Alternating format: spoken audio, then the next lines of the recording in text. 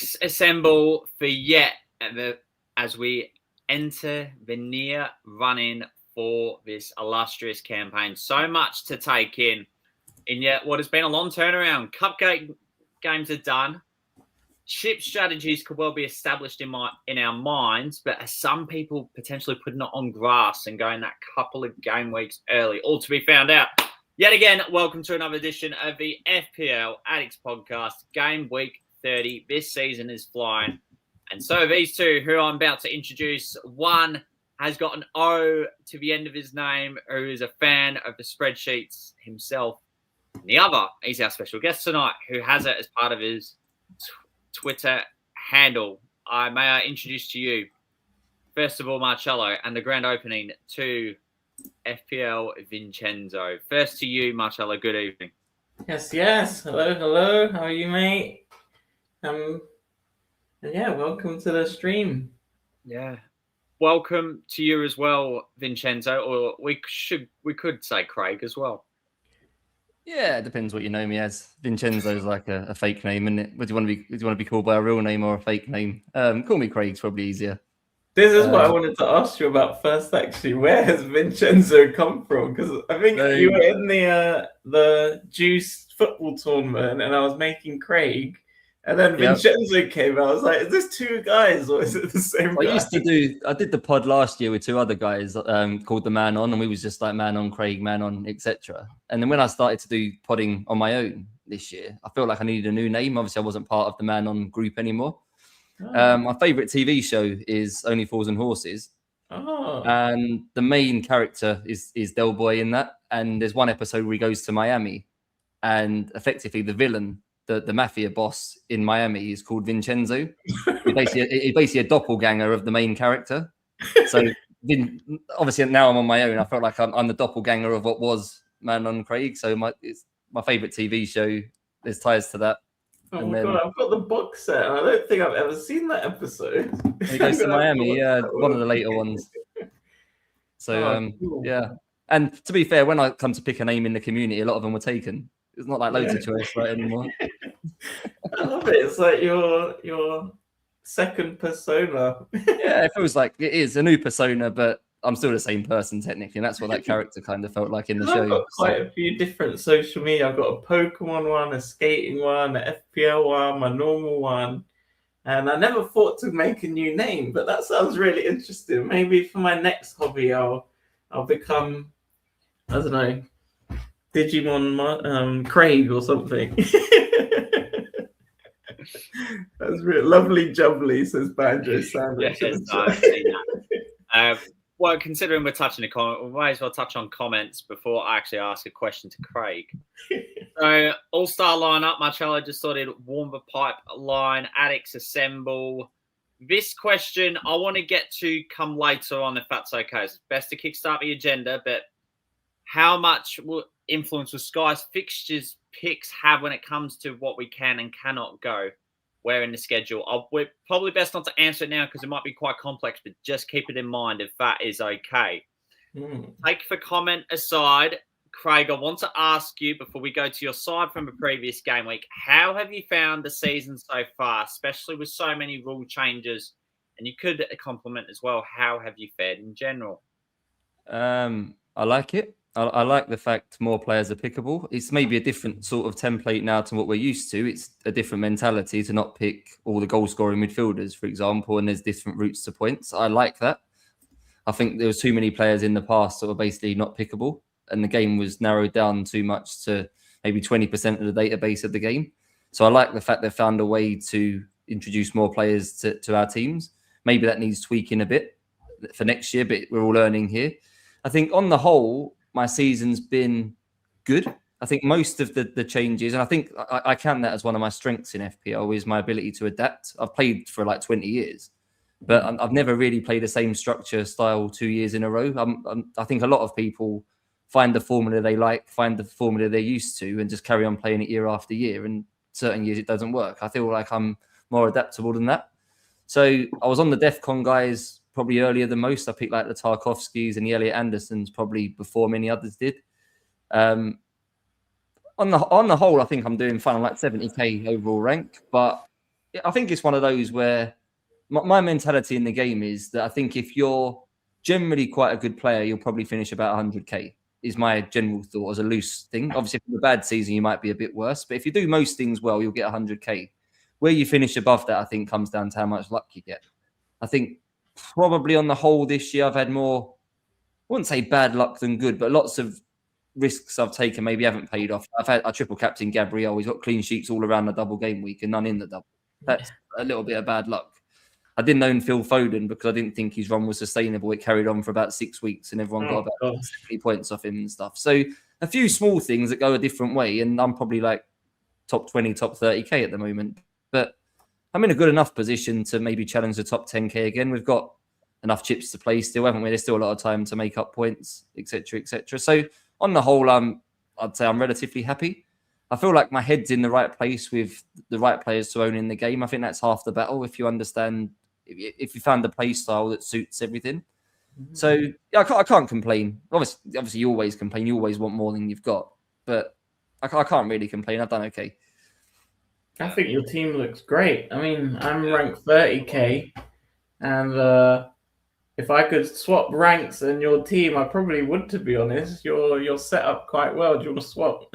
I'm very much a planner, so this has been on my radar probably for about 8 weeks. Getting to here, I was very, that period between sort of 24 and 27 when Chelsea had good fixtures, Man United had good fixtures.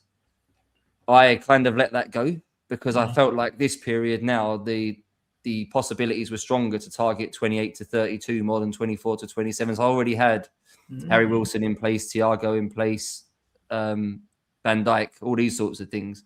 So I lost a little bit of rank 24 to 27 when Palmer started to do well. Joel Pedro obviously carried on doing very well. In Waymo, people would have had in that period. I didn't have any of them. So I was better set for this. You can't always, as much as we got a transfer every week and chips, you can't always target every small like bandwagon of fixtures, right? You have to. That's kind of what I've noticed this year. You can't be winning every week. You have to know this week I'm just going to firm it, and then I'll build up, save my resources, save some transfers, and I'll attack another week, which I think might pay off. And it sounds like you've got that mindset as well. And I kind of only learned that midway through the season, I think. So it's interesting you say that. Yeah, we'll talk about it probably a bit more in the chip strategy part as well, because I think the ability to roll and accept, not failure, but accept what you've got in certain periods might pay off in the longer term if things come on. So we'll get to that. No, thank you, Craig. A really good, decent score indeed. And more importantly, a sensational rank at the minute. And because he's on standby, we're going to go with someone who's a little higher up in the sky. Actually, change of plan. We've got one who's made a bit of a resurrection, not quite in the overall ranks, but an appearance. It being Reidy. Welcome back. Hello. What is happening? How are we, boys? Oh, am I not wait a minute. Have I done the mute thing? No, you're good. I thought for a minute, like, it was a bit rusty and, I haven't been on for a while and so on. So I just thought, I've messed up already. I'm all right, boys. I'm not too bad. How about yourselves? I missed you. I know it's been a long time coming. And obviously, like, you've replaced me already with Craig. I mean, listen, I understand he's a better looking man than me. He supports probably a team that are higher than the league. This all going wrong, but it's feeling like the season's coming to a close quicker than we probably all wanted to. But yeah, still enjoying FPL to an extent. Season's down here and trying to scramble as to what's left to do chips wise and stuff, but that's why I'm here, so I can probably take your advice rather than use my own advice, which doesn't seem to be working for me. So yeah, I'm good. Nice to be here. Nice to have you here, Reidy. Back onto our usual agenda front, Marcello, in terms of how you went, but it seems like you want to go a step ahead once again. Oh yeah, I forgot that's how we do it. It'd be nice to have a little break of FPL the last few weeks. But this international break coming up and FA Cup 3 weeks, that's going to be killer, I think. Like, are you guys ready for that? For like no FPL for 3 weeks? forgot what internationals are. It's a little bit of a taster for next season, right? When we get the 3-weeker, so you know, yeah. I don't know. Like Miriam says, it's wonderful to see you, Reidy. Listen, Miriam's messaged me a few times on Facebook Messenger. Slid into my DMs with lovely comments and things like that. Obviously, I've got back to her, so I wish you well, Miriam. I hope you're good. Very good. So yeah, my team not very good. Well, we've hit 13 million players. I saw it's the most we've ever had FPL players. 30 million was hit today. I saw FPL Make tweet, and my Gameweek rank was 8.6 million. So not very good. 46 points. I feel like the team is kind of decent. I think I rolled transfers. Nothing really happened. Gabriel, Bruno, Haaland captain. I guess I'm in an iron about captaining Semenyo, and then Haaland was starting, and I was like, yes, I've won. Haaland captain us. We've got the right call. And then he goes on and blanks anyway, and Semenyo was the one to get 7 points. So it was a bit annoying, but yeah. What about Haaland? Is he done? Are you guys still on Haaland? Is it time to sell him ahead of the blank? Is he going to play against West Ham? Look, Marcello, quickly, if it was a Norwegian marriage, we would have broken up by now. It's a difficult one, isn't it? And like for me personally, I've used my my second wild card, so I'm in a position where I'm like, these chip strategies I'm seeing, wild card 32 and free hit 34 and stuff like that. It's a tricky one because it's always that question of how do you get it back, right? So yeah, temptations there to sell 100%. It doesn't look like the same Haaland last season, but neither does Mo Salah. And you get some people still picking this guy and captaining him. So, it is difficult because it all comes down to the player pool in FPL. I've just realised my missus' knickers are in the shot here. What's going on? I need to get them out. I just mid talking about Haaland and all that, and then I was like, wait a minute, recognise. Oh no, they're that's getting clipped, isn't it? They're mine actually. Then, So, it's difficult because the player pool for forwards is it's really kind of slim at the minute. You can probably literally count on one hand who you can go for, who you can captain that's on pens. You know what I mean? There's not really many forwards who are all on pens out there, and what do you then do with the money if you do sell him? So a few questions, I suppose, need to be answered, and I don't know if you boys have got an opinion on it, as you say. So I think if you don't own Ekatike right now, it's very tempting, right? Especially this week, seeing how bad Tottenham were the other night in Europe, and they've got even fewer defenders available for this fixture than they had for that one. Yeah. So it's very easy, I think, or that there's going to be a big surge, I think, to captain Liverpool players this week, particularly him. Lots of people will think, I have to spend all the budget and then try and find a way to make 2 transfers for Salah. I still think Ekatike is probably a better captain for me. So if you're of the mindset and the opinion that he's the best captain, selling Haaland's probably the easiest way to do it, right? And there's justifiable reason with a blank and then Chelsea the game after. I'm not sure I'd sell him for anyone else, but if I didn't have Ekatike, I'd be very tempted. With the news about potential, maybe there won't be doubles, and or maybe there won't be blanks as many as we think and stuff, depending on the outcomes of Champions League, etc. What's the fixture that Haaland would have if he doesn't blank in, say, 34? Is it Arsenal or Burnley, or is it neither of those? Burnley in 34. Burnley, okay. So yeah, I guess you'd want him for that fixture if he's fit and so on. So yeah, I've got 1 free this. I mean, looking at my score from obviously last week, I know you've pulled it up there, Chaza, but I captained Haaland. I mean, who else I could have captained? Took a gamble on Semenyo or Fernandes. I just went with Haaland just because I thought it's a decent enough fixture. But it appears that this season things aren't always straightforward. And you still got Timber there at least. I bloody sold him 2 weeks ago before he started hauling. It's so annoying. Yeah, I did the same. I did the same. Yeah, I've kept hold of him. I had a nightmare though. I had a bit of a nightmare. I think it was this week. I made 2 threes. I took a hit. I think I'd come out the gym and I was like, do you know what? Deadline's coming. I know, like I've got to do I just roll, because effectively there was a few different injury things floating about. Haaland might have been one of them and stuff, and then a couple of others. And I was like, should I make a transfer? Ended up doing McAllister and Wilson. Just got egg on my face. So that's a lesson learned for me for the rest of the season, is sometimes it is definitely better to do nothing. 100%. So yeah, we move. Indeed. Move on to another week. I think this is a roll, but this is my side just very briefly. We ended up on 75 points, which is an excellent. It's Captain Semenyo, which somehow worked in the first half, and João Pedro came away with a hat-trick. Senesi, I've been awaiting 11 months for his 11-point return, if anything. Kelleher and Gabriel was superb. I'm back. So it puts us on the up, but we're still in the trenches when it comes to the overall ranks, just inside the top 500k. So that's for our sides. Now, another segment which is going to be of such importance the closer we move into the blanks and doubles. Which sides to invest? It is his favourite segment. I like ours. It is the fixture spreadsheet. Marcello, Vincenzo, bring your Van Gogh skills to the table. There you have it. Oh yeah, here it is. Doesn't take into account 31 blanks, so just ignore, Arsenal, Wolves, Man City, Palace probably will not play.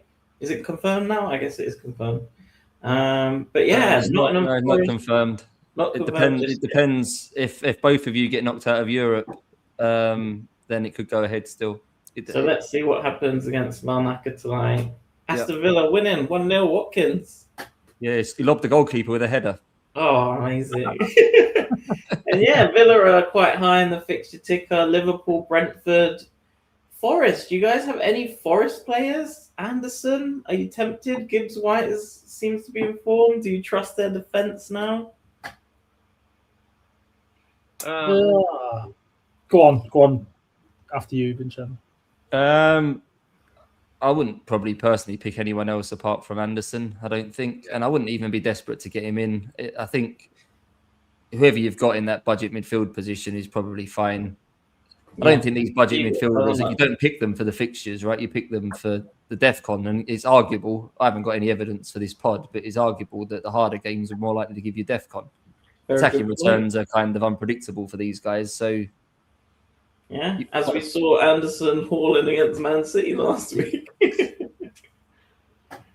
Yeah, unless you the problem you have with these, I think a lot of people still view these sort of players as their 8th attacker, particularly right now. I think there's been periods of this year where we've had a genuine 8th attacker, like a GUI up front or something like that. But at the moment, I think most of us have 8 good attackers. Yeah. And natural process means that the DEFCON guy is the one that gets shunted to the bench most often. But it's going to be hard with Anderson in this little block here. You have to find somebody else to bench, aren't you? Because you are going to want to play him, I think, in these 4. Yeah. And then we've got Liverpool. Reidy, what about Liverpool? How have you guys been doing? And who's the best Liverpool player to have? Would you go Ekitike now? Is he still going to get all the minutes? Is Wirtz? Do you trust him enough? Szoboszlai? There's a few options in Liverpool. Yeah. The issue is that we just don't look like a good enough team at the moment.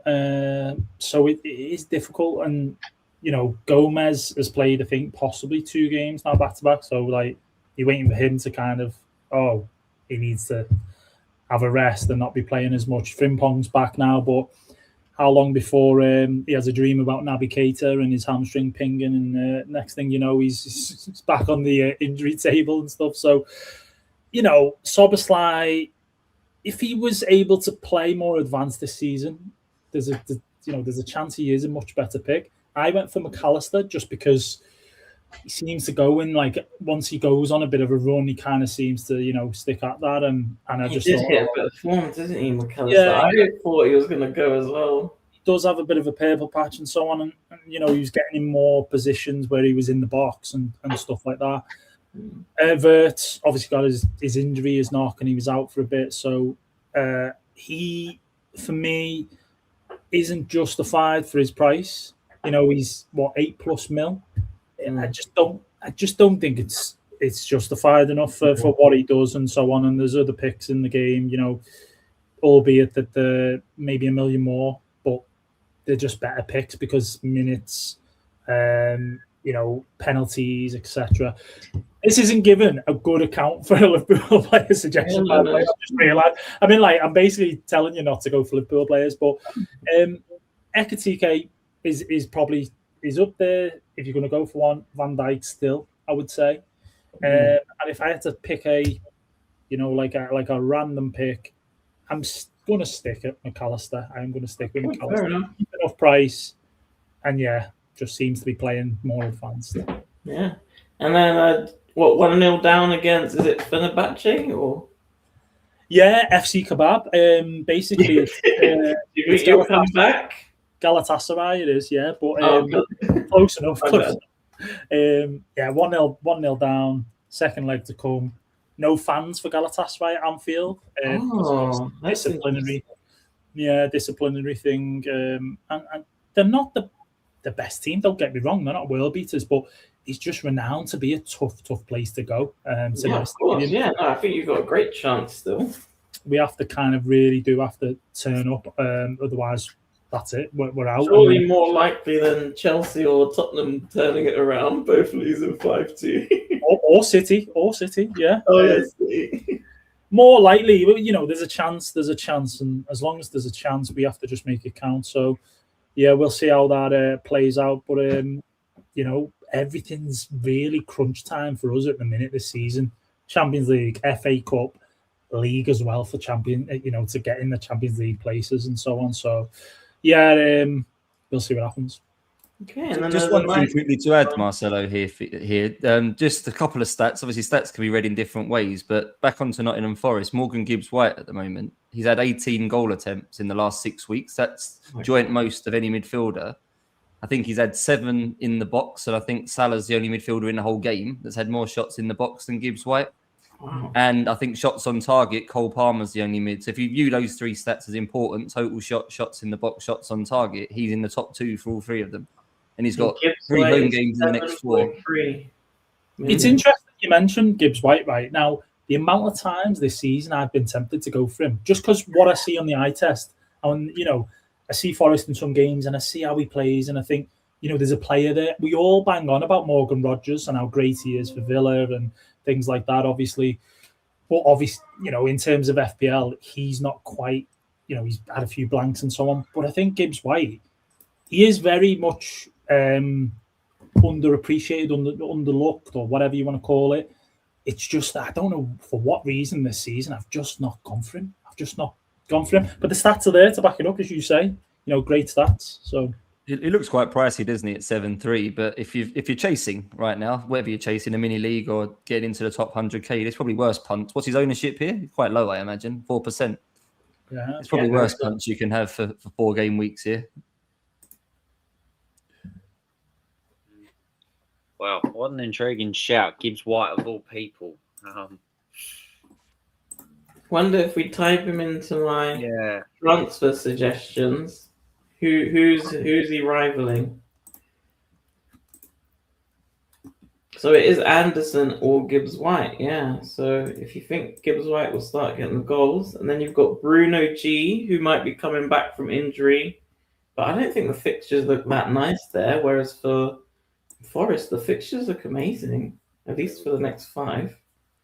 And then you've got Szoboszlai, Gravenberch, Casemiro, Enzo, Stack, Dango, Iwobi, O'Reilly. So, I love the Gibbs-Whites, especially with how low. I guess it's Wilson. People will be going Wilson for that slot, I guess. Do you think he beats Wilson the next few games? Well, Wilson's coming back from injury. Probably not, but you're not going to make a transfer from one to the other. This is the problem. Which midfielder have you got to sell right now? That Rodgers is frustrating people. Obviously, not getting many points lately, but he's got some decent fixtures himself.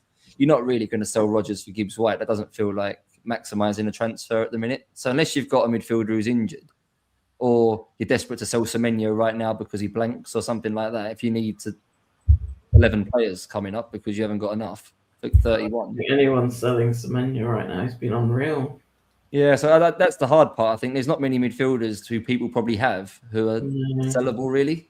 Unless there's an example any of you guys can think of, but I can't instantly think of. There might be an injury this week, and then maybe it'll be something to think about going into Tottenham. So keep him in mind, I guess. Yeah, there is a player who I think midfielder-wise, we're all holding on. We've just brought him up. Well, I just brought him up when you talk about Gibbs White, and then I mentioned Rodgers. Frustrating asset to own. Maybe get your view and opinion on this, Craig. That he plays in 31, so he doesn't blank, right? He also plays in 34 because you've got Fulham and think, is it away in 34? So he's kind of a great player to hold in that respect, but in terms of what he's given us, it's not been great. What's your kind of opinion on it? Would you say if you're able to sell him and you can, you're going to be okay through this period, you would sell him, or would you just say he's a hold for now because of minutes? Wait, are you talking about Rodgers? I'm talking about Rodgers because you were talking about selling someone to kind of who would you sell at the minute? Here we go. So Colin said Rage transferred out. Yeah, I certainly don't think right now he's one of the best 5 midfielders to own in the game, but he is a talisman and he is still the focal point of our attacks. A lot goes through him. Yeah. The problem we've had so many injuries in midfield, Tielemans in particular, but no Kamara, no McGinn, although he's just come back and been substituted on tonight. We've had to try and play differently, and we've just struggled to get him the ball in as many dangerous areas as what we were before. Mm-hmm. So his data, he's still shooting a lot. Obviously, it was well reported earlier in the year that he scored a lot of goals from low XG outside the box. Maybe they're not going in as frequently now, but he is still shooting a lot.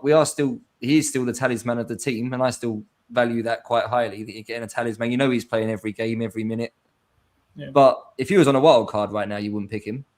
This is the main battle we have right now. I think most of us with a wild card left know we're playing it soon.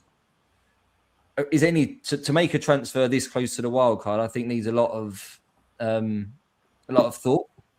And whether that's Haaland being sold, whether that's Rodgers being sold or somebody else, are you going to get enough gain from that transfer in the next over like a 3-week block, 4-week block to justify it? Or is that transfer going to be more precious later on around the blanks and the doubles and things?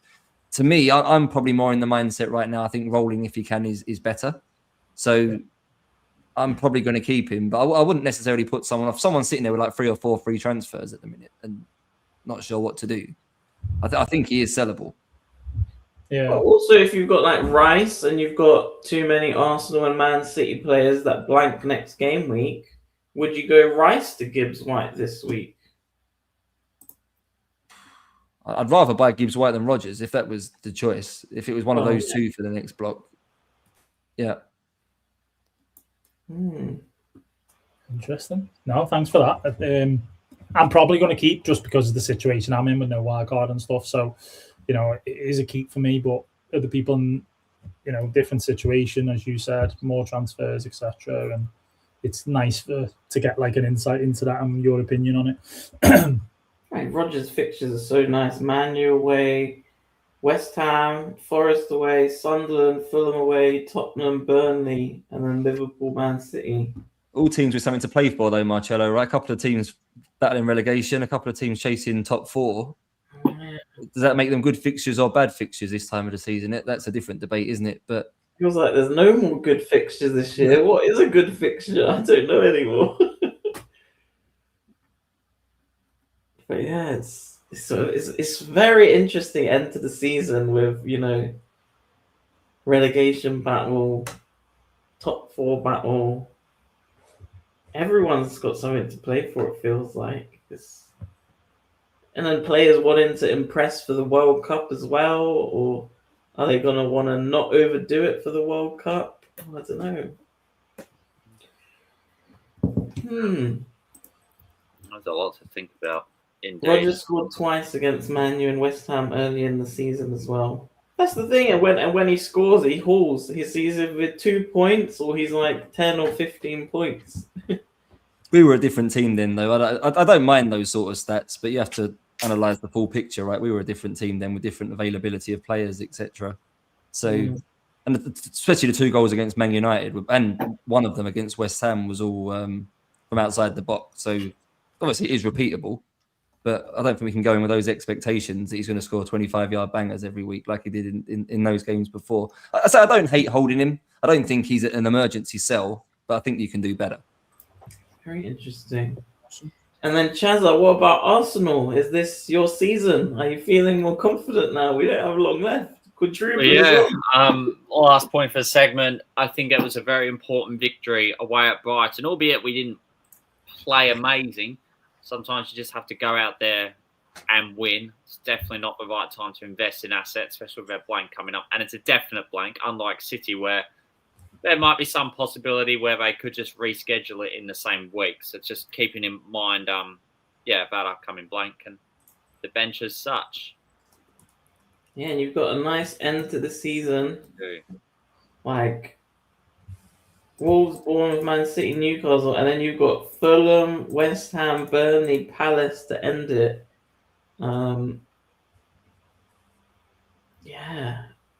It's going to be interesting. And Man City will have Burnley, Everton, Brentford, Bournemouth, Villa. That's it. So, wow. Marcello, thank you as always for what you always continuously bring.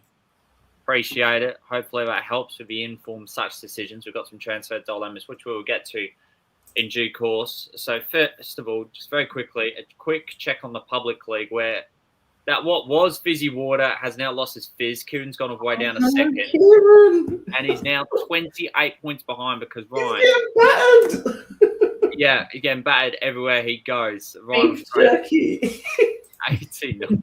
That's a great name, by the way. I rate it. So that is a check on the public league as such. Now, before transfers, which is later on, we'll briefly do fixtures and then we'll go to the chip strategy if that's okay as a bit of a pivot. So these are the fixtures that we've got briefly across you guys. What is one game you're either looking forward to as a football fan in general and/or from an FPL sense, outside of the diabolical time slots too? Who wants to go first? I mean, what I will say before we all pick a team is that Saturday, what is going on with them 3 p.m. kickoffs? Like, I'm not a fan of that, but the later kickoffs make up for it, so we'll let it slide. I mean, they could have put one of Arsenal and Chelsea in that 3 p.m., couldn't they? I'll go Man City because I've got triple City in my team. Hopefully they can keep a clean sheet and Haaland will score a hat-trick after I captain him and everyone sells him. Good shout. Reidy, are you inclining with where he's coming from or not? Well, I'm not going to pick us against Spurs. I mean, Spurs look like they're down to bare bones. We're not great, though. A clash I'm going to go for. I'm going to go for Palace Leeds just because I think it'll be a good game, first and foremost. I just think Leeds have obviously exceeded expectations, been really good under Farker and seem to have a plan of what they want to do. Palace kind of, a few plasters on there covering the wounds and obviously everything that's been going on with them and so on. And I just think that's an important game for both teams. So, yeah, that's probably one I think is a good fixture. I didn't want to go for United Villa just because obviously crazy, even though for reasons that he may mention, it's a good cracking fixture. But yeah, Palace Leeds for me. Craig, what about your pick? I think from a fantasy viewpoint, the Chelsea-Newcastle game is probably the most interesting. Newcastle's defence is actually a lot worse than people think right now in terms of XGC and things. I know they've obviously coming off the back of being unlucky in midweek against Barca. Chelsea, on the flip side, something to prove after their capitulation against PSG. But Chelsea's attacking data is the best in the league at the minute. Newcastle's defensive data is like the third worst in the league at the minute. So based on data, it's very one-sided. Chelsea should really comfortably win that by 2 or 3 goals based on data. Whether they do, I don't know. That's the one I'm probably a bit nervous about. I don't have any Chelsea players. So I'm quite nervous that people still holding Pedro and Palmer and stuff could do quite well this week for owning them. And maybe some people are a bit too keen to move off them. Obviously, had that good block of 4 games where people owned them, and the perception was that the fixtures got tougher after that, and they did. But this one, I think, is actually quite good for Chelsea. So I'd probably expect this to be like 3-1 or something to Chelsea this week. Spurs. I'm going to go Liverpool Spurs. Just really enjoying the downfall of a particular North London club at the moment, because that's where the competition is at. Simple. Yeah. Right. Fixtures done. One question, because Eddie Casey has been waning in and then chip strategy. New to the channel. And thank you for viewing. No wildcard. 4 threes. Rice to Tavernier and Krupi to João Pedro play 3-4-3. Is it worth it or not? Anyone? Don't hate it. I don't think you need to do it. I've got Rice and Krupi, and I probably won't do that. If you have Haaland, can you sell Haaland and Rice to João Pedro and, well, Salah? He could end up with 2 doublers here in 33, though, because Bournemouth have Leeds, I think, in 34. So that obviously Leeds win, that could come forward. Chelsea get to the semis, that could come forward. So he probably improves his team in the immediate term and potentially gets 2 doublers. So I don't hate. I think it's probably justified to do it. The 2 players he's got now aren't offering him very much for this block. I don't think the 2 he's bringing in have decent upside. So yeah, I'd probably agree with that move.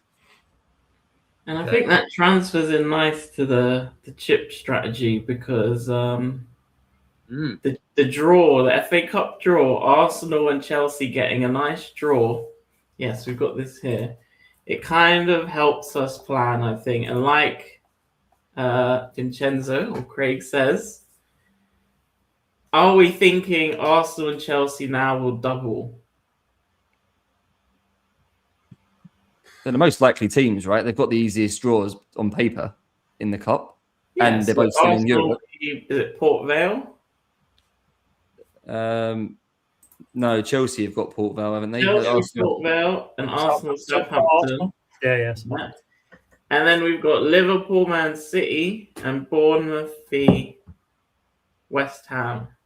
Right, Brentford v West. No, wait there. Brentford have just played West Ham and beat West Ham. West Ham had Leeds. West Ham Leeds.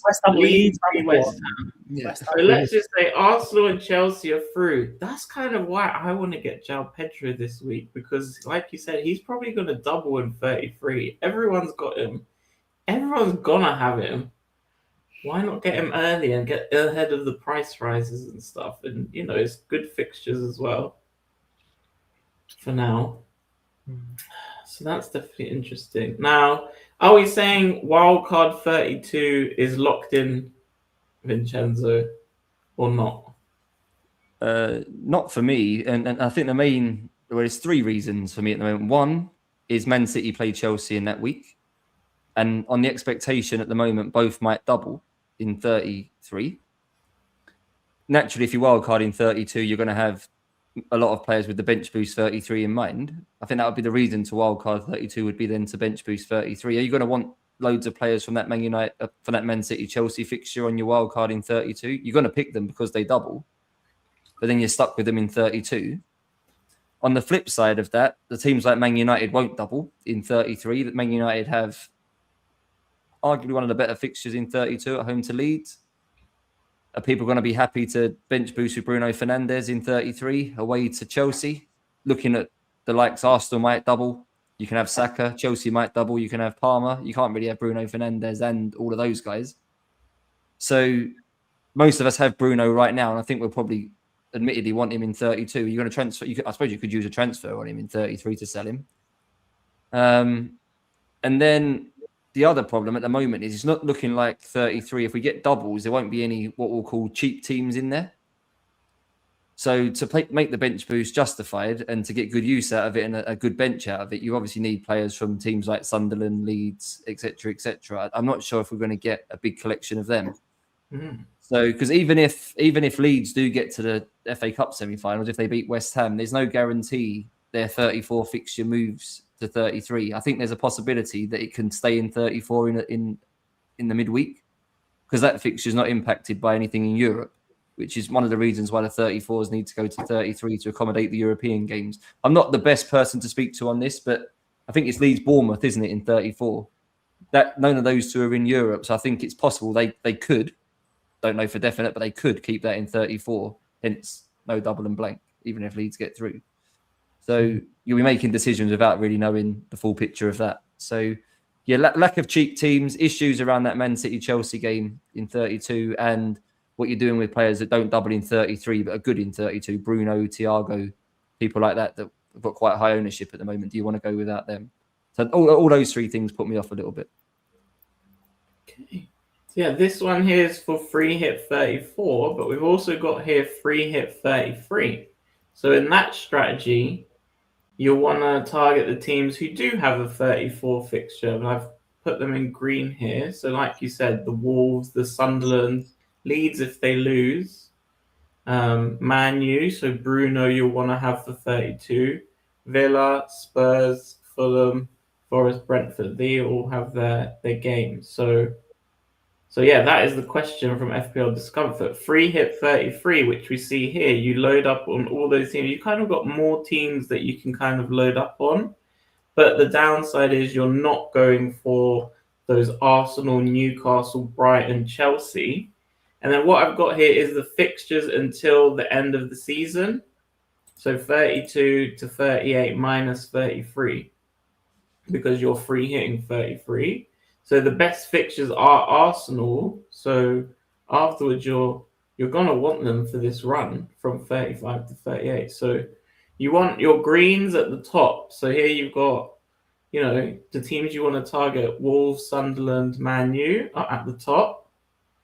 And then you want to avoid Arsenal if you're wildcard in 32 or you're carrying through 32 to free hit 33. Whereas this one is the same, looking at without 34 because you're free hitting there. Which teams are at the top is slightly different, but these teams are so strong. The Arsenal, the Newcastle, the Brighton, Leeds. If they do double, you probably want to target them. They've got good fixtures for the end of the season. So yeah, are you saying free hit 33 is good and you're going to want to be targeting these teams? And then you've also got Man City or Liverpool, whoever doesn't win, basically, you can also get them in. Yeah. My question is, and I apologize if this is a stupid question. I love this bit, by the way. This is great. But I think more so for the free hit 33 in my case is the teams that can double in 33 and play in 34 still? No, I don't that think so. Work, does it? No, I don't think so. Because it doesn't work, does it? So see what I mean? I know it's a stupid question. Like, is the whole idea is the double in the 33 is because basically whoever doubles in that 33 will blank in the 34. Yeah, the only fixture right now that's kind of outside of that window is this Man City Palace game. What's going to happen with that? Yeah. Which obviously we don't know where I've that just goes yet, realised or even if it's moved out of 31. I've got my game weeks mixed up. You know what it is, right?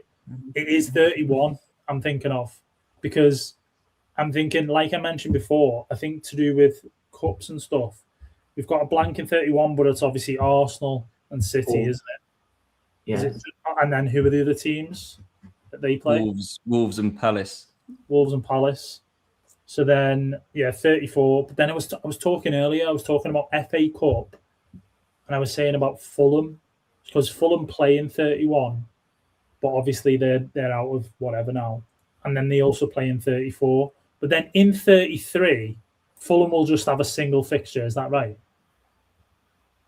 Yeah, because they've got Villa in 34. Both of those two are at the FA Cup. So they've got no doubles, Fulham. See what I mean? Now I'm like confused. I think I'm confusing myself, and I'm like, whoa. So all right, cool. But yeah, that still could end up being better than what it currently is for free hit 33. Because obviously, if us or City end up playing, or Leeds or West Ham end up playing, then yeah. The big appeal, I think, of free hit 33 is we know that it's mainly got to involve the big teams, and mainly the big teams have expensive players, right? So if you're going to try and bench boost in that week, you've got to pick a squad of 15 players and use 100 million or whatever your team value is right now on 15 players. At least on the free hit, you can pick 11 good players and you can have Gooey on the bench. You've got the 22, haven't you? Whereas it's harder to, well, I'd say it's harder. You're kind of buying players you don't necessarily want later on for that wild card in 32. Like you say, you're going to have them in 32 just because you want them for the bench boost in 33, right? And it's not like necessarily that they're great there on after. You know, I guess. My main regret so far is not playing the bench boost already, because the thought right now of having to wildcard into the bench boost means you wildcard into 15 good players because you need to satisfy the bench boost. So if you look at who your cheapest player is going to be at each position, you're going to end up with probably now it's not going to be Krupi or Mane or someone as your third striker. You're going to end up with something like João Pedro, Ekatike, and Calvert-Lewin or something. So you're spending 6 million or whatever Calvert-Lewin's price is on the third striker rather than having a budget one. Your fifth mid is probably going to be an Elliot Anderson type player who's not, there's obviously cheaper than him. Defenders, you're probably upgrading a few defenders not to have like the Goodmanson at 3.8 or something like that. And then the backup keeper's even going to be someone who's reasonable. Across those four positions, if you have already played the bench boost, you're going to be spending the bare minimum on your subs, aren't you? You're going to have the 3.8 defender, the 4.1 striker. Because of the bench boost, effectively, 4 players for one game week, you're going to probably end up taking an extra 2 million out of your potential starting 11 to pick better players for the bench.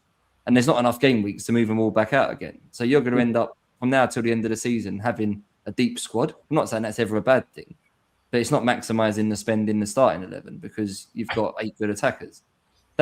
So if I'd have played my bench boost already, I could have avoided that. This is why I'm quite actually keen to play the bench boost in 35, because if you look at the fixtures in 35, Leeds have got Burnley. So you can have Goodmanson, you can have Statch, you can have Darlow, you can have Calvert-Lewin if you want, but particularly Goodmanson at 3.8, Statch 4.7, Darlow cheap. Sunderland have obviously got Alderate and people. They've got Wolves in 35, so you can have your the cheap players there. If you want Wolves, you can have Jose Sarr. I think he's like 4.2 keeper. Mane is your third striker if you want for 4.5. They've got Sunderland at home. James Hill, 4 million defender, quite popular right now for Bournemouth. He's got Crystal Palace at home. So you look at most people would view as the best budget players in the game. They're playing 4 million defenders or cheaper. They're playing cheap midfielders and they're playing cheap strikers. They're all kind of got reasonable games in game week 35. Like literally all of them. So I can have the type of bench that I ideally want on my wild card. I can have like something like, for example, Sarr, Alderate, Hill, Goodmanson, and Statch or something. Loads of budget players. And all of them satisfy 35. And I'm not, what I feel like, wasting money by spending more on the subs. So and then you would wild card into them on 32 or 34? For me, I think you can wildcard into them in 34. So you play the free hit in 33, get the 11 best players, whoever that's going to be, and you can spend more on the premiums. I think 34, you can pick a decent 11, because if you look at Wolves, they've got Tottenham at home. So if you want Sarr and Mane and people, it's not bad. That's Leeds a win, by the way. What, for Wolves? Yeah, absolutely. I'm suspicious. But most of those cheap players, like Leeds, it's particularly if that Leeds Bournemouth game does end up going into, it does stay in 34, which obviously we don't know yet. But if it does stay in there, I don't mind playing that Calvert-Lewin away to Bournemouth. They're not exactly the most watertight defence in the league, are they, Bournemouth? If I have to play Calvert-Lewin that week, it's all right. I think this is why I'm quite keen now to roll my transfers and not use them on what I would call sideways moves like Rodgers to Gibbs White. It might end up working out, but equally it might not. If I can get to game week 34 with 5 free transfers, which if I roll every week now, I'll have, I can basically play the free hit 33. I can play my wild card in 34, but basically treat it like a free hit team. So let's just, for argument's sake, say I want Mbeumo for Man United against Brentford. Let's say Liverpool playing that week. I can have Ekatike and Wirtz. I've got 5 free transfers then in game week 35 where I can get Arsenal players back in. With those free transfers, I can maybe get some Chelsea players in because they're going to have blanked in 34. Chelsea's running's not horrible. Arsenal's running's obviously we've spoken about. It's quite good. I don't hate that move of effectively play the wild card 34, get a solid 11 out, maybe quite close to what the template free hit is of that week. You can still have your Man United, your Liverpool, whoever else you want, maybe a sprinkling of Wolves, Fulham, Villa, these sorts of things. And then you've got 5 free transfers in 35 to shift out the bad ones and then buy in the Arsenal and the Chelsea. And you can play the bench boost then. That's kind of what I'm thinking. But I think you do need transfers. You are convincing me here. It sounds good. It sounds free hit. You need transfers though, because your adaptation from 34 to 35, I think, is hard. You don't even need to. You could just go Arsenal. Well, they're going to blank. That's the problem. Yeah. So this is if Arsenal, Chelsea, let's just say it goes with what's expected. Arsenal, Chelsea, Man City all blank. Forget Chelsea. You just go Arsenal, and then the loser of Man City and Liverpool. Well, you don't really want Liverpool. You want Man City. Yeah. You can go about Chelsea. Is the issue with that though? Is that if you're doing that wild card on the basis that you're going to load up for 34 players? You have convinced me. Is it not the fact that then though, like you say, so what are you doing about these teams that blank but then have good fixtures? Are you just having to save transfers in the meantime? Yeah, you'd have to roll now. Get to 5. You have to roll. That's yeah. Because you still can't. You're kind of stuck otherwise, aren't you? Really, like. So you put 3 on the bench, obviously. You play your 11 in 34 with 3 of them on the bench, like what we're doing in 31, most of us. And then you've got 5 free transfers to bring. So that's 8 players you can have then that blank in 34. Yeah. So I don't know if it'll work out, but it's what I'm planning to do. I was going to say, what appeals more to you boys? A bench boost in 33 of potential doublers if you're going to wildcard 32, or just a free hit in 33 where you can have, as many. Well, I say as many. I've always been on wildcard 32, free hit 30, bench boost 33, free hit 34. But I just don't think that's the right thing. I think Craig is right. I do think he's right. I think people haven't really thought about it. And when people start to think about it, they will also see that this makes sense. It's the budget options that are the problem. There's not going to be many budget options with double game weeks. And you need that for the bench to make the bench boost good. That's why I've said on Twitter a couple of times, Sunderland getting knocked out of the FA Cup by Port Vale is a massive nuisance. Because Sunderland Forest was the 34 game. That would have had to go into 33 because Forest are in Europe. Look how many budget options we've got from Sunderland and Forest. There's enough, isn't there, from those 2 teams? And they both would have had reasonable doubles as well. And that would have made the bench boost good. The fact Sunderland are out, Leeds might work. Say if Leeds do get to the semis and the Bournemouth game does move forward, Leeds do give you some budget options for a double. But I'm not convinced right now it goes into 33 if Leeds get there. And they've still got to beat West Ham. And the West Ham game, I think it can't go into 33 because they're playing on Monday night or something. Yeah. No, that's it. So we might only get 3 doubles. 6 teams. Chelsea, Arsenal, and whoever wins the Liverpool Man City game. And obviously it will still be okay. You can still build good teams with good fixtures till the end of the season. I think it's good that there's no clear better path. Both of them can work. And I do like that with wildcard 32, we will see everything that we need to know, basically, with the doublers and stuff. Just final point on it. I think we are getting to the point we have to commit to something. I think a lot of people are trying to stay flexible and drag it on another week, hold out another week. And we're getting near the point now where, say, if you're going to follow my strategy, I'm not advising you have to do that, but you need to roll transfers to make it. So if you're going to start using them now and there was a guy in the chat earlier trying to make 2 transfers, you're looking at Haaland to Ekatike or to Pedro or something. You're not going to be able to use my strategy. So what's more important? Following my strategy through to the end and having the 5, or maybe chasing more points in the short term now? No right answer to that question. But you need to sort of be clear in your mind which path you're going to go down now. Yeah, no, that's it. Great points all round. Fantastic discussion. And before all of that, of course, let's focus on the game week at hand just in front of us. And from any of you guys quickly, are there any particular surprises in the top 5 transfers in and out? There's two big ones that stick out like a sore thumb, really, isn't there? Yeah. The man we've spoke about quite a bit, to be fair. That's Morgan Rogers. Yeah. Yeah. People aren't hanging about, are they? I guess. And Harry He's gonna Wilson. haul Strange now. week to buy Semenyo, right? When he's got a blank and Chelsea the next. I know he's got a good fixture this week, but thinking ahead, that's quite a lot of transfers for someone that's got one good game in 3 weeks. That is a great. yeah, 100%. Yeah, Haaland. Love to see Anderson there. He might finally get a price rise. He's still 5.5, you know. No way.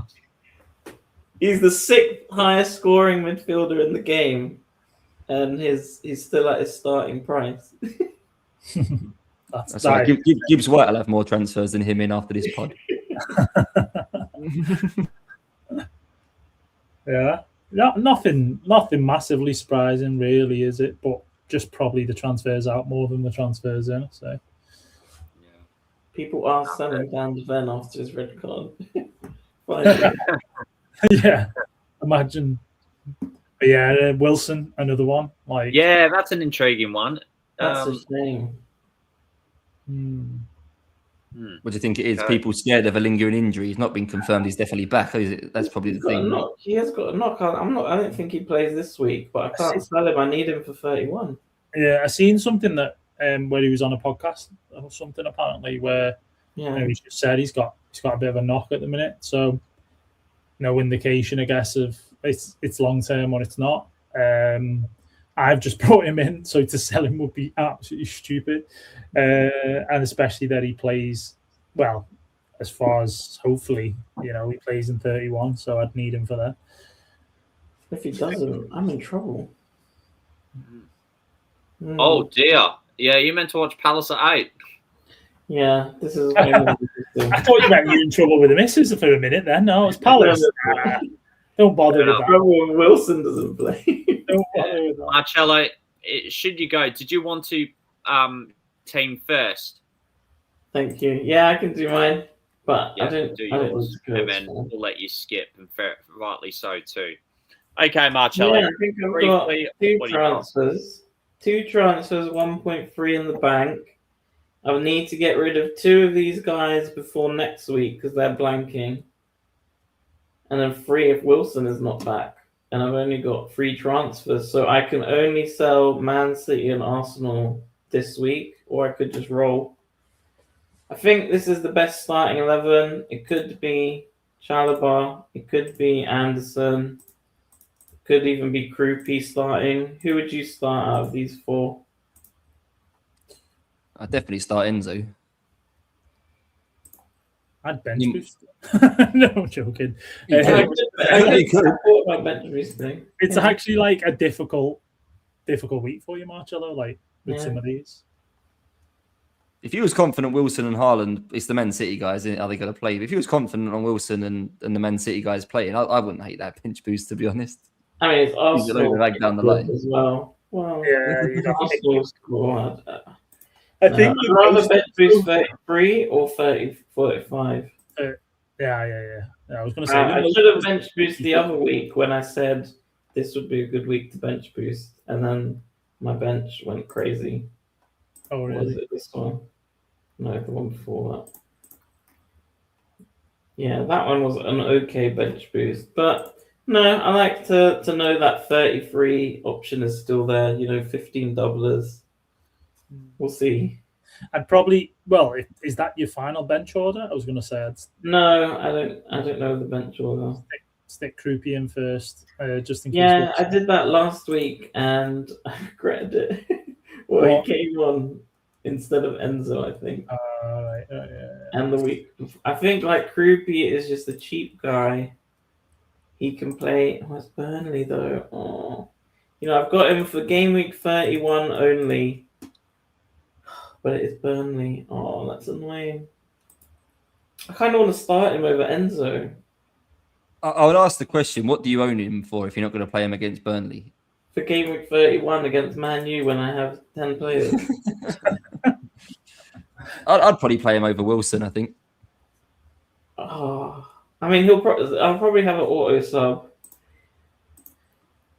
Yeah. I mean, I'd still like to start Wilson in case he does make a miraculous recovery because he's a baller.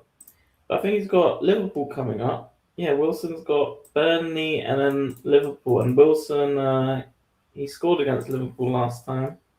It's his old club, isn't it? That's the old Narrative FC. But yeah, I could also make some transfers. What I thought about was Haaland and Rice, and then I could go to Ekitike and Salah. But unfortunately, I can't do that anymore because I'm priced out by one because Ekitike rose.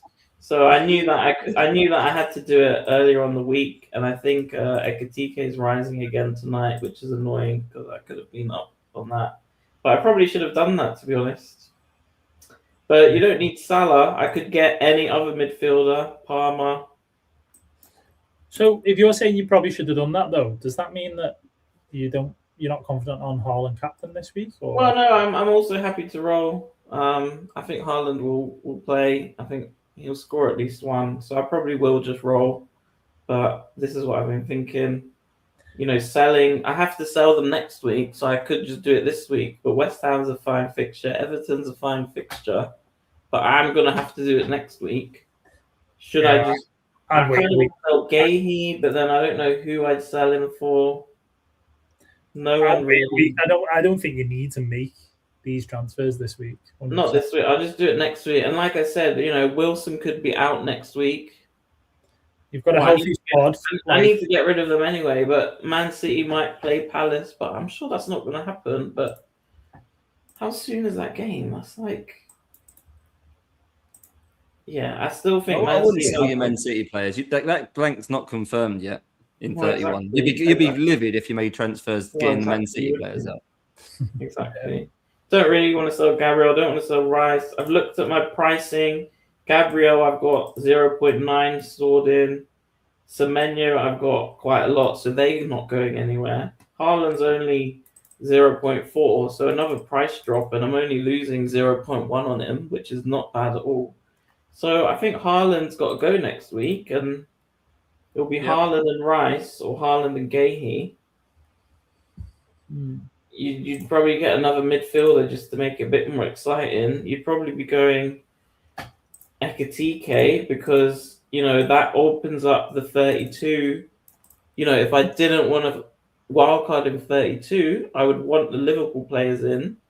Whereas if you go João Pedro, even though he doubles in 33 if they win, he's got Man City in 32. So that's why if I didn't have a wild card, or if I was planning not to wild card 32, you'd go Liverpool. You'd go Salah, you'd go Ekitike, because that 32 is quite nice. This is why you need to commit to something. That's why, especially Reidy, you've used your wild card. You can't really go João Pedro this week. I don't know if you have or if you've got him ready. But you'd rather go Ekitike than João Pedro because you know that Ekitike's got a nice 32. Yeah. That's the plan for me to get. Even though he doesn't double in, he might double if they beat Man City, but then you're selling Haaland anyway. So I'm just waiting and seeing. I don't think doing anything. Rice v Everton, Haaland v West Ham. That's fine. Captain Haaland. It was good. I could get rid of Krupi and then just go Ekitike and João Pedro. That might be the best thing. But then, if Wilson doesn't play, then I'll have a blanker next week because there's still 4 Man City. And that's why I wish I had Raya, man. Yeah. For it to be more effective, you're going to 100% have to get rid of 2 of those 5. 100%. I can't get rid of Krupi now. And then what if Krupi doesn't play next week? I'll be gutted. Yeah, but no, it's got to be Haaland and Rice next week. Do I do it a week earlier? Probably not. I'd love to get Anderson, to be honest. You saw he was top of the ticker. Could just get him this week. Rice to Anderson and Haaland to Ekitike and be done with it. That's probably the point, though. Rice isn't harming you now. If Anderson gets injured this week, you've got the transfer for no reason. So, well, the reason is if you think Haaland might not play, and if you think Ekitike will go crazy against Tottenham, and Anderson against Fulham. But yeah, no, there isn't a reason. I might do it next week. Yeah, but then Haaland could smash West Ham. Like he does like playing West Ham. Of course he does. So I'm not moving Haaland this week. So Captain Haaland. think about those 4 benches. But would we be surprised if Pep did some like weird voodoo shit again, like where he was it FA Cup against Newcastle? He paid Marmoush. Haaland, obviously. I wouldn't be surprised, to be honest. I don't stuff. think Haaland's been banging. He's not in form anyway. Mm. And that's why you kind of want to go Ekatike. He is more in form, but I'd rather go João Pedro, but then you wouldn't because he's 32 shit. And he's not. Which means I'm committing to wildcard 32. Yeah. Who does Fernandez plays Villa at home? Yeah. But then if I wildcard 32 to bench boost 33, I'd go João Pedro anyway. I think you are tempted to make some moves considering what we've discussed, but I think ultimately information is key for you, especially with Champions League around the corner. You know, like next week, the second legs. All right, City are near enough out. You would say. We're not going to get info on Man City team news though. No, not this week. For 31, sorry, what we on? We're on 30 now, aren't we? Yeah. So for 31, I mean, information. You'll have had 2 games, one of those being a Champions League as well midweek, and then you'll have 31, and you'll have 3 frees. You'll go, okay, well, right. This even Ekatike this week, he might get a rest. He's got an important game coming up next week. You never know. He might not get full minutes. Is he that good against Tottenham? Tottenham are literally the most embarrassment they've ever been. They're going to want to put up a fight against Liverpool. They might show up and, Ekatike might get injured and then you'll be like, oh, that was dumb. And then Haaland scores a goal against West Ham and gets... it is better to just wait at this point. Yeah. So, yeah. Nice stuff. Brilliant. Kieran, hands to your knees, head to thighs, tuck and roll. Tuck and roll, baby. That's what we're here for. Nice stuff. Well, Marcello, before we carry on, did we want to politely let you go to watch your side go up? They're not so already, but it's up to you. Not really. I'll stay. Oh, God bless. Fair enough. That's very kind. Thank you for your team. And we'll go Reidy's. And then, Craig, if you wanted to, feel free to get your team up afterwards via the share screen button. But, Reidy, you are up next. What have we got? Oh, well, hang on a minute. This is a bit intriguing. Did you do this behind closed doors? Yeah, I've toyed with doing this week just to get out of the way with no wildcard in 32. I am kind of tempted going like, when else am I going to use it? It would mean probably using a transfer on a defender, which will be Keane out just because of, he's not starting anyway, and it's a tough fixture. So, I think, all right, Dubravka's playing against Bournemouth, but then 9 times out of 10 with our keepers, backup keepers and so on, like we're not expecting, much points anyway. I have got Martinez who plays United, so I was just thinking save points for that sake. And then, Sunderland at home, good home record. Yeah, that's where I'm kind of stuck in terms of who do I take Keane out for. The only downside of this is that I might not actually have 15 players because Wilson, say he doesn't even play, might miss out. And then that in that sense, like it's probably is it justified the bench boost, So I am toying with it. I'm looking at later game weeks and I'm the fixtures as you alluded to earlier, one of you guys said, the fixtures just this season, the way they map them out were like, yeah man, like there's only a few here and there where you've got like good fixture runs for teams, like the Chelsea one, for example. So yeah, this is how I'm set up for this week. Generally, like the team. But yeah, what do you think? Bench boost or save it? Save it. I don't think I think my one learning really is that I had a couple of weeks earlier in the year, particularly the week Marcello will know this, the week Lacroix scored against Brighton was my week I could have bench boosted. He was on my bench that week, got like 11 points or something. But I was really tempted that week just because my bench were all reasonable. Yeah. You don't have a wild card and stuff now. You don't. If you're in a position where you can play the bench boost, you're confident you've got enough players. There is something to be said for just getting it gone because in my particular example, I meant to play mine in game. The reason I didn't play it the other week was because I really wanted to play it in 29 because the fixtures were better for me. Yeah. And then we obviously got to 29 and Harry Wilson was injured. We weren't sure about Haaland and all this other stuff. And then I couldn't play it. So the best laid plans sometimes go wrong, like in the week before. You need to use it at some point. Your focus has got to be on the best 11 for the rest of this year to cover the blanks and the doubles. The bench boost is going to be a massive pain in your backside, I would think, for most of this run. If you've got a week to play it now, you could get James Hill in that position, right? For Bournemouth and be done. I could go Hill, but then I'm looking at what I've kind of looked at in my head is who has a decent fixture this week, but also plays in 31. And not only that, would play in 34, right? Which I think I've got that the right way around this time. But I think that's right. So if I could get someone for those 3 game weeks who is going to do me what I need to do, all right, I'm kind of picking them more so for the bench boost. So it's a 1 week kind of thing if you put it in a smaller vacuum. So yeah, I just kind of need someone. Hill's not a bad shout. Probably a Fulham defender. Probably. They've definitely got the 34 game. They've got Burnley in 31. The fixture this week's not awful, right? Yeah, fixture this week's not awful, but I don't like it. But if you want for the 3 things you're asking for, Fulham probably suit it the best. But I'm not saying do it. But no, but absolutely. Bournemouth in 34 have.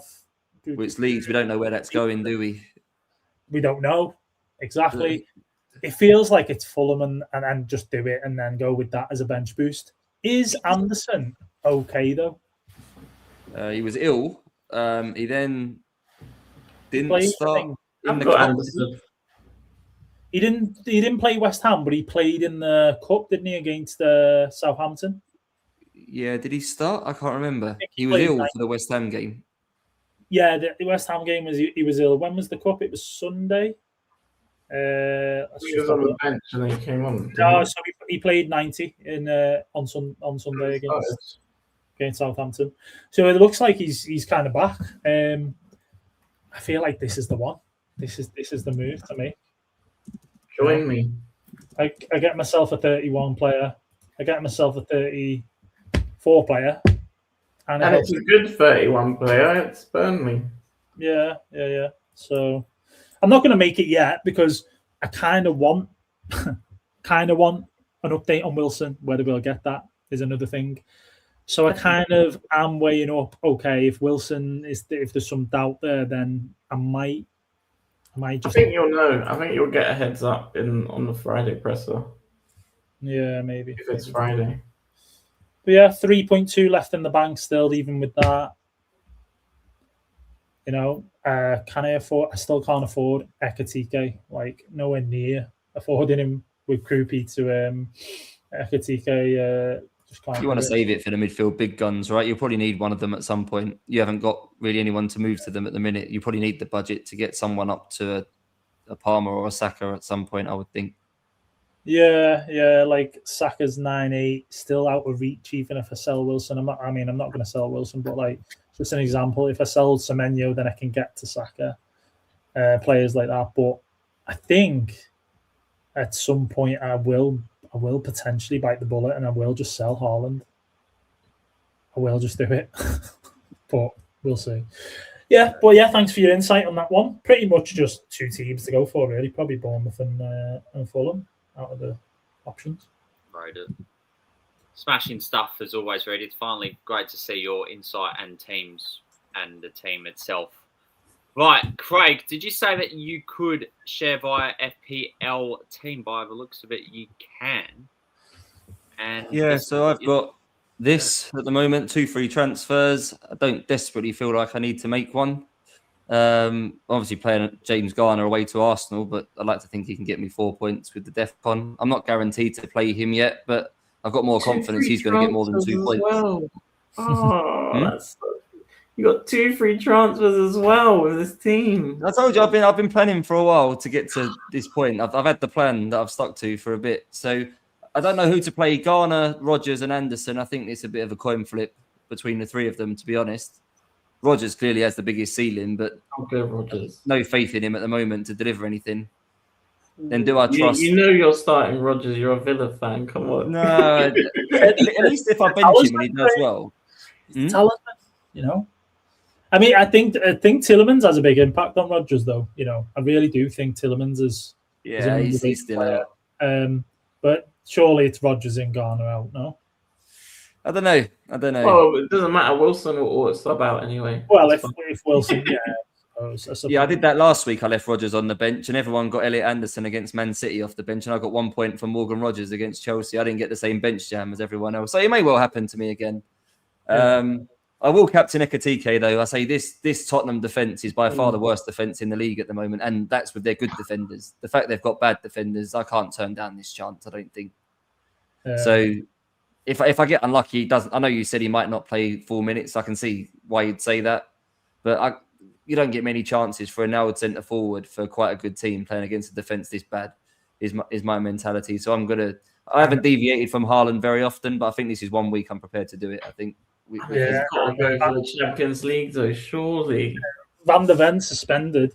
Romero could be out with concussion. Palhinha could be out with concussion. Why did I buy him on Friday? This is where you need the variance. You make the decision with the right attitude, and you know what you're getting into. But I can't turn this chance down. I don't think not to do. You got Danzo just getting circles from round, like spinning, and Dragoshin. Them two, is it? Dragosin as well. Oh my god, Dragosin. I would actually probably put Haaland third choice. I think I'd rather captain Bruno than Haaland this week as well. Maybe even Thiago. I haven't really thought about that too much, but oh my god, looking at that, surely not. Yeah, so I'm pretty set on Ekatike, and I think I'll be rolling. I don't really see. I've obviously got budget. I could try and make a transfer to do something, but I don't need to. It's not the most optimal team this week, but I'm banking on those transfers being more precious, sort of game week 35 until the end to fix that. So this team will carry me through till sort of 32, I think. Like, not too bad. Nice. Like it. Very nice. I think you're going to overtake me. Maybe by the end. Not yet. Give it a few weeks. What if I copy your chips, man? Cool. We've lost the host. Where's he gone? Oh. That's it. He's done for. No, I'm just looking back through like benches, like from the previous game weeks, where like if you're getting like near enough 15 points, that's not too bad. You can't really, grumble with that too much. So yeah, and a couple of those times Krupi's returned and got like 7-pointers and stuff. I think it's my main learning this year. I'm going to do a pod on bench boost tomorrow, and this is like my main learning that I want to talk about in a bit more depth on there. The first half of the season, that bench boost, I got in a right pickle by not playing it. And I ended up playing like game week 17 just because I had to, because I kept delaying it and overthinking it. Yeah. And now it's impacting wildcard choices and all this sort of stuff. I've had plenty of opportunities in the first half of the season and this half to get it gone. And there's plenty of examples where I could have got sort of 15, 16 points and got the headache out of my sort of out of the way. Yeah. My first season bench boost though went a bit bad because I did it in 17 and I ended up getting 7 points from it. I did the same. I had Tarkovsky, Lacroix, and Elliot Anderson on my bench, and in the same game week, none of the three of them got DEFCON. They get it every week, the three of those players. I had Lacroix, Senesi, who got 4 points, who got DEFCON, and Eze, who didn't play a single minute. This is where you need the variance, right? You need the variance to fall for you. You make an educated decision, but it's ultimately in the luck of the gods, aren't you, with these things? 100%. That's it. Yeah. Greg, sorry if I interrupted your share screen there. I had terrible Wi-Fi connection on my end. No, it's good. I was done. I cancelled it myself. We're good. Yeah, we're good. Okay, calm. Thank you for that. Right. And thank you for showing your team. I like the FPL team shout too. It's always a fantastic website and tool to use for your future weeks. So right, this is mine. Very quickly. I've got 3 free transfers, 5.7 million in the bank. I know Marcello likes the sound of it, but does he like the look of it? Take away. you've got the best 3 strikers in the game. So that's a good start, I think, at the minute. Yeah, Haaland went last week, so Yeah, I think you've probably got the 3 I would choose to have now if I was moving forward. If I was on a wild card now, they're the 3 strikers I would pick. yeah. So, I reckon it's good enough to roll, to be fair. Again. yeah, I would be rolling with that team. Yeah, there you go. Marcello, is it a head scratcher? No, I mean, if I sold Haaland and Krupi to Ekatike and Thiago, we'd have the same team apart from Senesi. Oh, yes, Senesi, what a twat. I've had him since the start. Oh, my God. Yeah, shout. Yeah, no, it's good. I don't know. Well, yeah, I'd still start Wilson. I mean, Craig will probably tell you to start Cunha as well. Yeah, Newcastle, I'd that be playing Cunha over now? Chalobah. Huh? I'd be playing. I don't trust Chelsea's defense. I'd be playing Cunha over Chalobah easily. Okay. Chalobah's been so frustrating recently. Who's going to score for Newcastle? Harvey Barnes. Yeah. Okay, bit to think about then. All right. Captain Semenyo, not Ekatike. Where's your vice? Or actually, Oh, Thiago. I might have to go Ekatekas, to be fair with you. So Thiago at home to Wolves. Yeah, but Wolves are massive now. They're going to stay up. yeah. So there goes my team, but I will have a think about the moves. But yeah, likely roll, maybe a change on positional field. Okay. Unfortunately, to the audience, no usual captain's corner, which we may as well just talk about Ekatike. Do you guys believe he's the favourite option, or there's more options this week than what we're probably realising? Because you've got João Pedro at home, Fernandes at home to Villa, Semenyo away at West Ham. That's an intriguing one. You've got the metrics, Cello, briefly. Feel free to go over. Yeah, I mean, number 1, Haaland, West Ham. He loves playing them. And then number 2, Elborg, Sunderland, because he got a 10-pointer that messed up all my averages. So my spreadsheets look ridiculous now. He's played 1 game and he got 10 points. So, yeah, he's going to carry on that amazing form. Brilliant. Oh, is it Elf? I thought you said Elf for a minute. I was like, Elf sounds like something out of Lord of the Rings. I was like, I actually started watching Lord of the Rings for the first time ever. I watched the first 2 films and I need to watch the 3rd one. Yeah, it was really good. But yeah, Semenyo, Salah. People think Salah's washed now, but he's been getting returns. Then it's Bruno, Gabriel, Munoz, but he won't be back. Gahey. Gahey's that high? Well, I guess so. Anderson for Forest. I think Anderson's such a good asset. I want to buy him. I might just buy Anderson and Ekatike this week. But I probably shouldn't. are you thinking that if you do it next week, you miss out on the points that they got this week? Well, yeah, definitely. 100%. But it is risky. Yeah. And he's There's playing tonight, right? Huh? And he's playing tonight. Who? Anderson. Oh, yeah, that's probably not great. Yeah, good point. Yeah. And then Tottenham's still a grey fixture, so Liverpool players are a bit further down. Ekatike is all the way down here. So if you want to trust the spreadsheet, don't go for Ekatike. If you want to trust that Tottenham are the worst team in the league, then go ahead. I just captain McAllister and just pray. Yeah. Just see what happens. But nah, I couldn't do that. Not when I've got Haaland. I just